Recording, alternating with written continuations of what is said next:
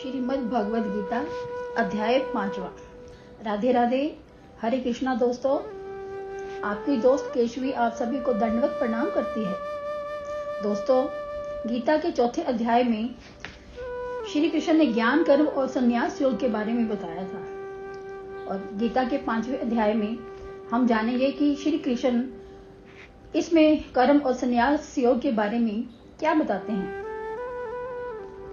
कर्म संन्यास योग अध्याय 5 में ऐसी सीख दी गई है कि मन को इस तरीके से प्रशिक्षित करना है कि अपने वश से परे परिस्थितियों से उत्पन्न असफलता में भी समभाव रखें और घबराए नहीं। यह कर्म संन्यास की भावधारा है।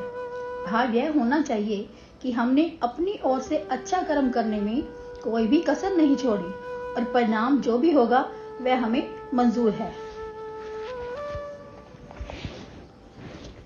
तो दोस्तों, अर्जुन ने पूछा, हे श्री कृष्ण, त्याग कर्म व फल रहित कर्म में से कौन सा कर्म श्रेष्ठ है?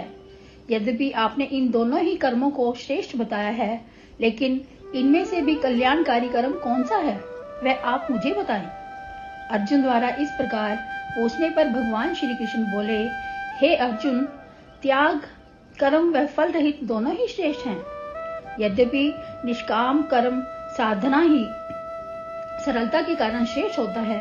त्याग कर्म में मन, इंद्रियों और शारीरिक कृत्यों का त्याग किया जाता है और निष्काम कर्म में भगवत कृत्यों में समभाव रखा जाता है।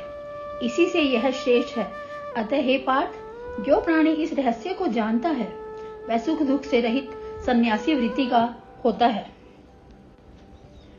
ऐसा प्राणी न तो द्वेष भाव रखता है और न ही किसी से किसी प्रकार की उसकी कोई कामना होती है। इस प्रकार द्वंद्व रहित प्राणी भाव बंधन से मुक्त हो जाता है। हे अर्जुन, जो प्राणी संन्यास या सांख्य कर्म और निष्काम कर्म में भेद करता है वह मूढ़ होता है, क्योंकि दोनों कर्मों का फल एक ही होता है। अर्थात सांख्य योगी भी मेरे ही धाम को प्राप्त करता है और निष्काम कर्म योगी भी मेरे ही धाम को प्राप्त करता है। इस प्रकार सांख्य और निष्काम कर्म योग को एक समान मानने वाला ही यथार्थ ज्ञानी है। हे अर्जुन, शरीर, मन, इंद्रियों के कर्मों में कर्तापन का भाव न लाकर दुष्कर है। अर्थात निष्काम कर्म के बिना संन्यास कर्म का होना असंभव है और निष्काम कर्म अर्थात भगवत चिंतन के द्वारा ही परमात्म तत्व की प्राप्ति सुगमता और शीघ्रता से होती है। हे महाबाहो, निष्काम कर्म करने वाला शुद्ध चित्त होता है।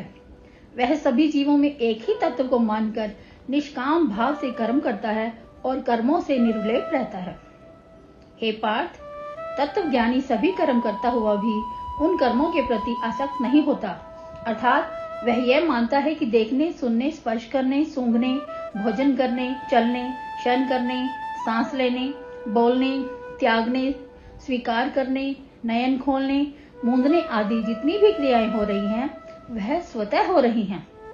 इन क्रियाओं में उसका कोई योगदान नहीं है। तत्वज्ञानी स्वयं को अकर्ता आत्मा के रूप में ही देखता है तथा कर्मों से स्वयं को पृथक मानता है। इसी वृत्ति से वह कर्म करता है, इसीलिए उसे कर्मों का दोष नहीं व्यापता। उस तत्वज्ञानी की स्थिति सरोवर में पल्लवित कमल के समान होती है। अर्थात कमल पुष्प सरोवर में पुष्पित अवश्य होता है, लेकिन जल की बूंद का उस पर लेश मात्र भी प्रभाव नहीं होता।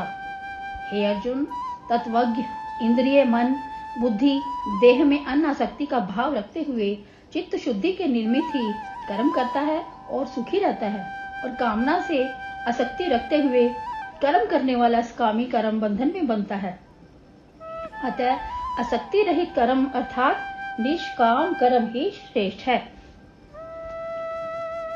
हे अर्जुन, जो तत्वज्ञानी या सांख्य योगी है, जो इंद्रियों को वश में किए हुए है, जो स्वयं को कर्ता न मानकर एकाग्र भाव से मेरे सत्य स्वरूप में ही लीन रहता है, वही सर्वाधिक सुखी है। जो यह मानता है कि सृष्टि में जो कुछ भी है वह सब माया का ही रचा हुआ गुण ही गुण में बरतते हैं। पुण्य पाप का कराने वाला व न कराने वाला भी ईश्वर नहीं है, सब माया ही है। मूर्जन माया से मोहित होकर ही पाप कृत्य करते हैं। जो जन मुझे निर्लेप मानते हैं, मुझ परमात्मा के अंश रूप आत्म का निरंतर चिंतन करते हैं, वो मोक्ष को प्राप्त होते हैं। ऐसे तत्वज्ञानी जो विद्वान व विनयी ब्राह्मण, गाय, गज, श्वान, चांडाल, साधु, ऊंच नीच सभी में समभाव रखते हैं, वही मुक्त पुरुष होते हैं। जो समसृष्टि हैं, प्रिय वस्तु को पाकर सुखी नहीं मानता तथा अप्रिय वस्तु को प्राप्त करके दुखी नहीं होता, ऐसा स्थिर चित्त, शंका रहित आत्म तत्व का ज्ञाता ब्रह्म भाव में लीन रहता है। सांसारिक विषय भोगों से विरक्त शुद्ध अंतःकरण वाला जीव ही अनंत आनंद का भोग करता हुआ मोक्ष को प्राप्त होता है। इंद्रिय सुखों से अंततः दुख की ही प्राप्ति होती है, अतः बुद्धिमान जीव सांसारिक भोगों में लीन नहीं होते।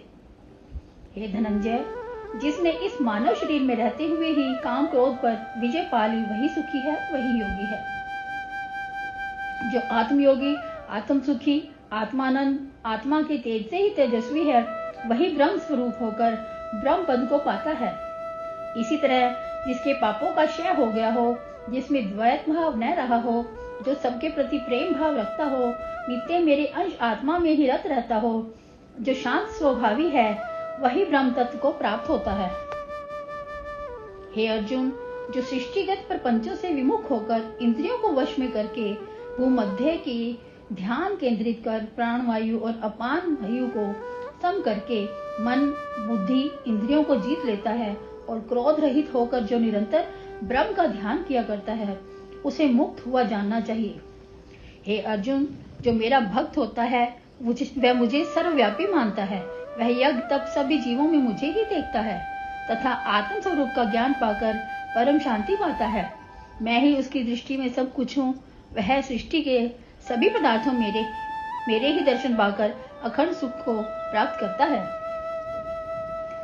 तो दोस्तों, ये था गीता का 5वां अध्याय। अब आपसे गीता के 6ठे अध्याय में मुलाकात होगी। तब तक आप अपनी दोस्त केशवी को आज्ञा दीजिए। राधे राधे। हरे कृष्णा।